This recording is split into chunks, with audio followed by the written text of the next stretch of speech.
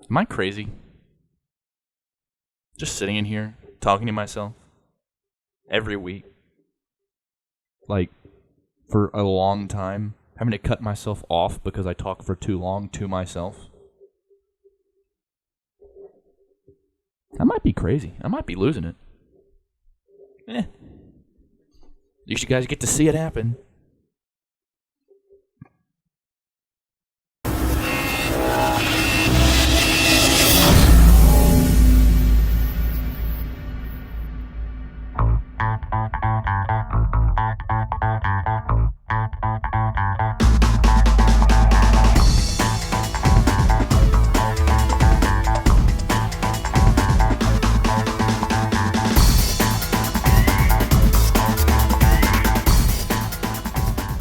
Hello. Welcome to the Booth Root Podcast. My name is Carter Gus, and I'm so glad that you're here joining me for the next half hour as I just kind of ramble on, talking to myself here about sports, about football. College football is on the horizon, as I've said many a times, and I am so very excited that it is. Before we get started on college football, as you guys know, college football is my favorite, so I'll be talking a lot about college football. Looking at one team today, the Florida Gators, and then for the rest of the summer up until the first week of college football, I'll be looking at two teams every single week. So it will be a really good time going up to the start of college football. But before we get started, let's talk a little bit about some headlines that went on this past week.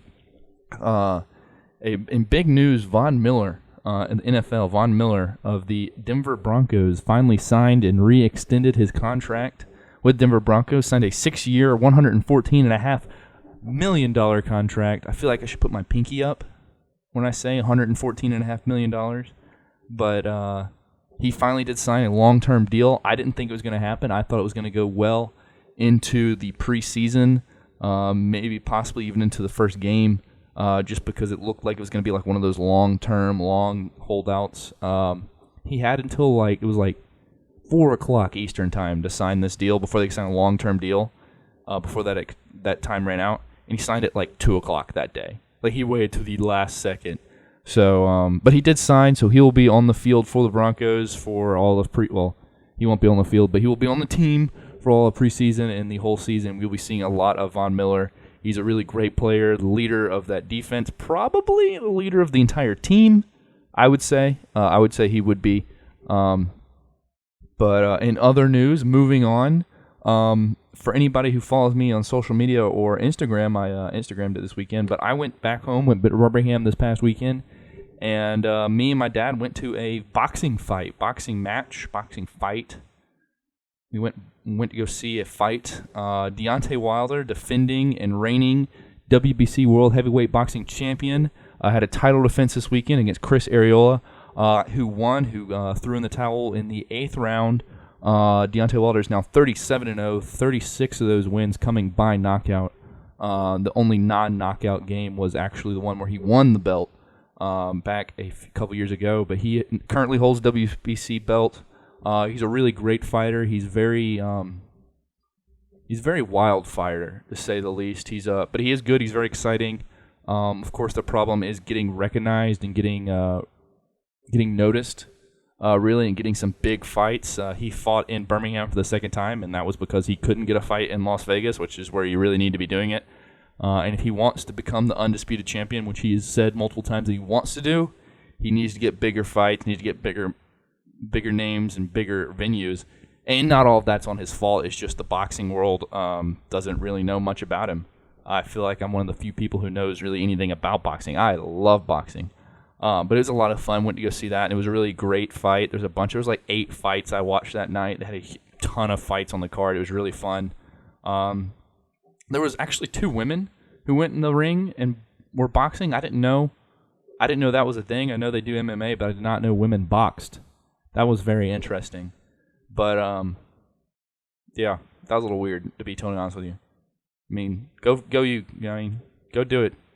But it was weird, I have to admit. Not expecting that.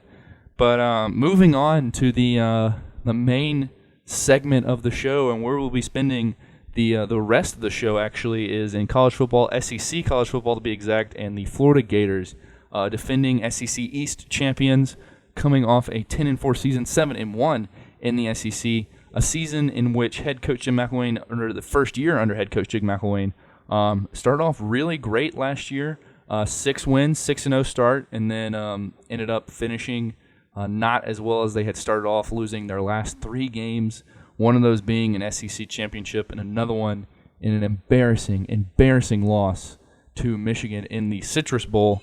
And let's talk about that before we get into the before we get into this upcoming season, last season, and what happened and what caused that really good start, that really fast start, and then kind of the drop off. And in an interview, Jim McElwain during SEC Media Days actually stated that it was just because, it was a bunch of things. First off, they had no depth. No experience on the team, and that was evident. Will Greer, quarterback for the beginning part of that season, and was a big, major part of a lot of those wins, got suspended for performance-enhancing drugs, which is not something you see in college football very often.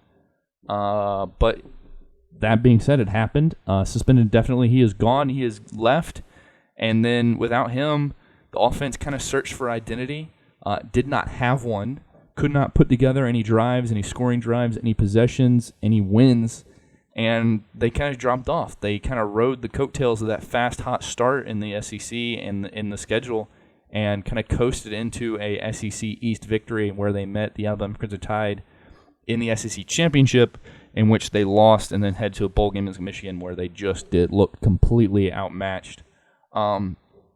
Jim McElwain also said that there were little to no expectations for the Florida Gators last year, which was interesting because Jim McElwain coming into a Florida program that is used to winning championships, being the best team in their division, best team in the SEC, winning national championship, winning. They're used to winning, being great, being dominant, and they haven't been in a while. So when he came in, they didn't have many expectations. Nobody really expected them to win, do anything crazy.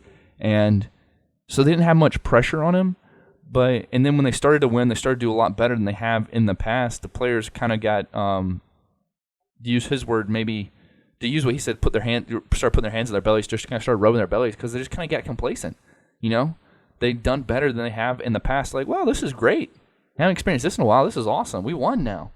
And they just kind of got used to it in a way and just kind of dropped off. He called the season disappointing. The last part of that season, he used the word disappointment. And it really was a disappointment. They start off so hot, but they really just need to start winning more games and finishing out drives and finishing out games. But enough about last year's team in the past. Let's talk about the future of this Florida Gators team, and it starts with the offense and the identity of the offense and who is going to be the quarterback. There are 4 quarterbacks there, really only 2 in the competition, Luke Del Rio and then also Austin Appleby, who are really competing for that starting job. A little tidbit about Luke Del Rio, of course, son of NFL coach Jack Del Rio, legendary coach Jack Del Rio, offensive-minded Jack Del Rio, so a lot of knowledge. Luke Del Rio is very intelligent on the sport, very smart. He knows his stuff. He knows the ins and outs, and he's definitely the favorite. I don't want to say that Austin Appleby is going to be is anyway out of the competition because he's not. It is a competition, so every man has his shot. But Luke Del Rio is definitely the favorite.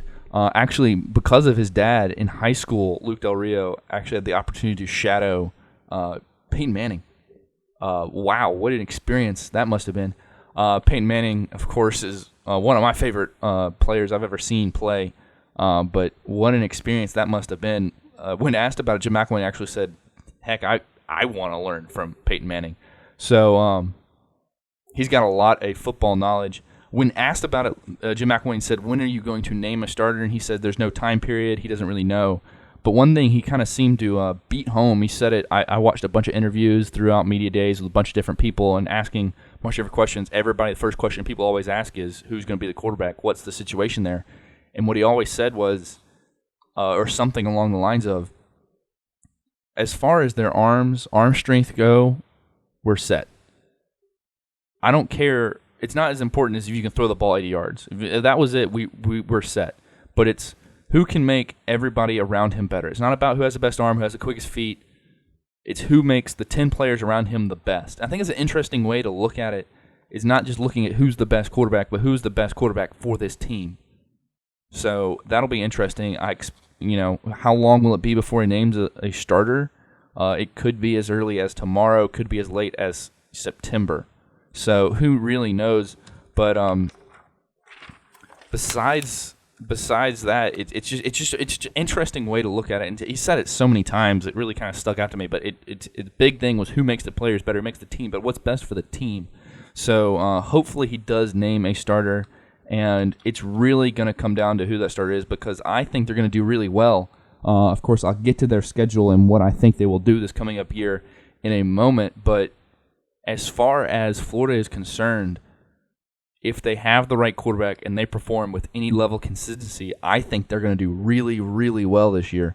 Of course, as far as the offense is also concerned, they had a strong running game last year. It was probably the best part of their offense, especially because of their inconsistency and lack of talent, for lack of a better word, in the quarterback position. The running backs situation, Jordan Scarlett, who's a sophomore, looks to fill a big hole, as well as look out for Mark Thompson, who's a JUCO transfer. Look for both of them to get a lot of touches on the offensive side and to be very involved in the offensive running game. I expect this to be a very run-heavy offense this coming up year.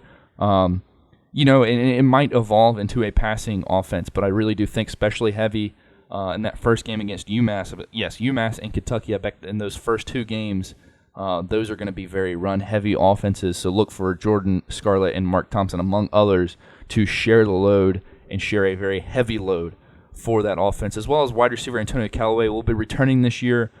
He cannot do it alone, but he was one of the lead receivers last year, so he's going to do a lot of things on the offense. To look at the defense, though, not too bad. Of course, they lost Vernon Hargraves, one of the great first-round draft pick. He's one of the best defensive backs in the nation last year. That's a big loss. Let's be honest, that's a big loss. But all in all, they didn't really lose too much outside of him, and it's a defense that still is kind of reaping the benefits of Will Muschamp when he was there, with recruiting, with great defensive stops. Back then, players see that you can be a great defensive player at Florida, and they're still getting a bunch of really good recruits. Still have those recruits that Will Muschamp got. They're seniors now. So it's their time. I think this defense is going to be really good. I think the offense is going to be much improved from last year when they won the SEC East. Is going to be very interesting. But the key to success for Florida is not the defense, is not running backs, wide receivers, it's quarterbacks. It needs to be a long-term answer at quarterback, long-term consistency, and long-term success at quarterback. Just to kind of that's really. Honestly, that's really any team wants that, but more so at Florida. I think anywhere else they really need an identity behind and under center, and they need to find it. They need to find it soon. I talked earlier about the quarterback situation, and to be totally honest with you, yes, they could wait all the way up until September to name a starter, but I think it's very important for Florida that they name a starter soon. I really do. I think very soon. I think that the team would benefit, any team really. The sooner you name a starter, the sooner that you're done with having this quarterback competition and everybody knows their place, then that makes the team better. Because when you have a quarterback competition like that, the two guys, or in Auburn's case, 3 guys, or in Alabama's case, 2 guys, and so on and so forth, they split all these reps. If you just say you have 100 reps, and you have a quarterback competition, you're going to give 50 to 55 to one guy and 50 to 45 to another guy. So you're splitting reps. Whereas you had a starter named and a set starter and a set second guy, you're giving 75 reps to the first guy and 25 to the second guy. Your starter gets more reps. Your starter gets better. Your team gets better. They get more familiar with the quarterback. So will it take time to name a starter? Yes. Should they not waste any time? No, because they should not waste any time. They need to name a starter soon. They need to do it. They need to find their guy. And I think they need to do it soon, and especially for Florida. The sooner they do it, the better they will be. But I think they will be very good this year. But let's bring out the schedule because it's an interesting one. Just looking at their schedule, let's talk about their out-of-conference schedule first because that's very interesting to me. Let's see. They start off against UMass at home, then North Texas at home, then Presbyterian. They have a football team? Do they? I don't know. I think they might be playing their chess team. I'm not sure. And then, of course, they're playing at Florida State in the rivalry game they end the season with every year. But outside of Florida State, that's comically bad. UMass, North Texas, Presbyterian. Come on. And Florida State's good. They're not like they were several years ago when they won the national championship. They're good, not great. I think Florida's better. That's an atrocious out-of-conference schedule. And in a conference like SEC, who honestly has a pretty bad out-of-conference schedule this year, outside of a couple teams, but for the most part they have a really bad out-of-conference schedule, that's the worst. I'm pretty sure that's got to be the worst. But, like, come on. You're Florida, man. I mean, you don't have to schedule crazy teams. I mean, you don't have to go out there and schedule, Ohio State, Michigan. You don't have to go get these big teams. You don't have to go schedule Texas. You don't have to schedule. But come on, put somebody on there. The likes of Louisville caliber teams. I think that caliber of team should be the team that SEC schools should be playing out of conference schedule. It's great for these small schools, North Texas, UMass, Presbyterian. They get a lot of money for these games. They actually get a lot of money, and that's very beneficial for the athletic departments to grow. But I read an article that if Florida doesn't beat those three teams by 40 each, they should just pack up and go home then. It's kind of sad. That's not exciting. That's not fun. That's not hard. It's just ridiculous. But whatever. Let's look at their SEC schedule. They start off with UMass first game, then they're at home against Kentucky, play North Texas at home, on the road for 2 games, Tennessee and Vanderbilt. And that's going to be a trap game, I think, for the Gators against Vanderbilt. Tennessee is going to be really, really good this year. And I'm going to talk about them. I got it on my list. I forget. 2 weeks from now. I'll be talking about them 2 weeks from now. But Tennessee's going to be really, really good. It's going to be a tough game on the road. And then right after that, they're going back on the road to play Vanderbilt, an improved Vanderbilt team, might I add. So that's going to be a tough one for sure. Then they're going back home for 3 games against LSU. Well, not 2 games. LSU, Missouri, and they're on a neutral site game against Georgia in that huge rivalry game as well. Then on the road in Arkansas, another team that is improving, not great, but definitely improved. And then at home with South Carolina and Presbyterian, and then finishing out the year at Florida State. I have them going 11-1, 7-1 in the SEC. The only loss coming on the road against Tennessee. I think it's going to be a much improved Florida team, even from last year. And last year they were really good last year. So the key games for me, of course, the Tennessee game in the 4th game of the season. That's really going to be gut check time. It's really going to where they find their identity and who they're going to be. Of course, Vanderbilt coming right after that is going to be a tough game. Honestly, it's going to be a tough game on the road in Nashville. That's going to be a tough game for Florida, especially coming after Tennessee, especially coming off of what I have a loss. I think that's going to be one of the best regular season games in the SEC, period, let alone for Florida. So that's going to be a real slugfest.